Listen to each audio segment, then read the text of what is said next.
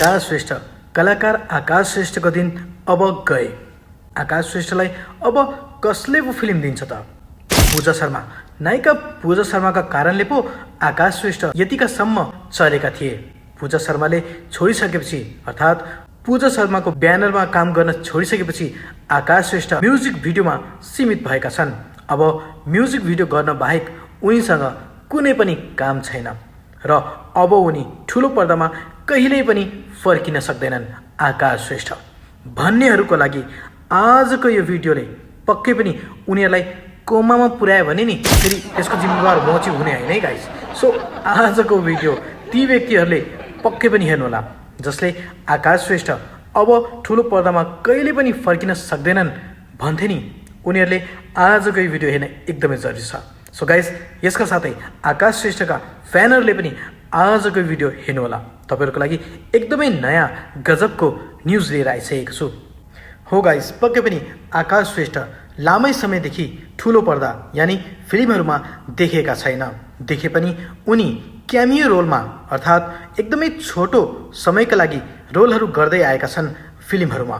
भन्नुपर्दा पक्कै पनि रियल हिरोको रूपमा आकाश श्रेष्ठले फिल्म नखेलेको थुप्रै भइसकेको छ। करिब 4 वर्ष उनी फिल्ममा आएका छैनन् एज अ हिरो।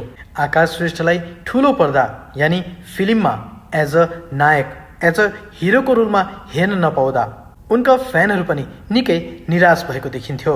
तर अब भने उनका फ्यान यानि आकाश श्रेष्ठका फ्यानहरू, आकाश श्रेष्ठका दर्शकहरूले अब निराश हुनु पर्दैन, किनभने अब आकाश श्रेष्ठ फेरि पनि नयाँ अवतारमा नयाँ फिल्ममा देखिने भएका छन्। बिल्कुलै अलग अवतारमा चकलेटी हिरो र लभर बोयको मात्रै भूमिका निभाइरहेका आकाश श्रेष्ठ अब अचानक एक्सन मुभी, यस तपाईँले सही सुन्नुभयो, एक्सन मुभी उनी आकाश श्रेष्ठ अब एक्सन अवतारमा नयाँ नेपाली फिल्ममा देखिने भएका छन्। एक्सन मुभी दानवी बनाइसकेका निर्देशक रूपेश तामाङले अनटाइटल मुभीमा आकाश श्रेष्ठलाई साइन गरिसकेका छन्। सो गाइज, यदि तपाईँहरू पनि आकाश श्रेष्ठको रियल फ्यान हुनुहुन्छ भने पक्कै पनि तल कमेन्टमा अहिले नै एक्सन हिरो आकाश भनेर लेखिदिनु होला।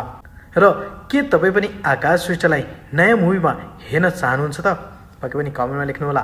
र हाम्रो भिडियो तपाईँहरूलाई कस्तो लाग्दैछ प्लिज कमेन्टमा लेख्न नभुल्नु होला भन्दै गुड बाई, टेक केयर।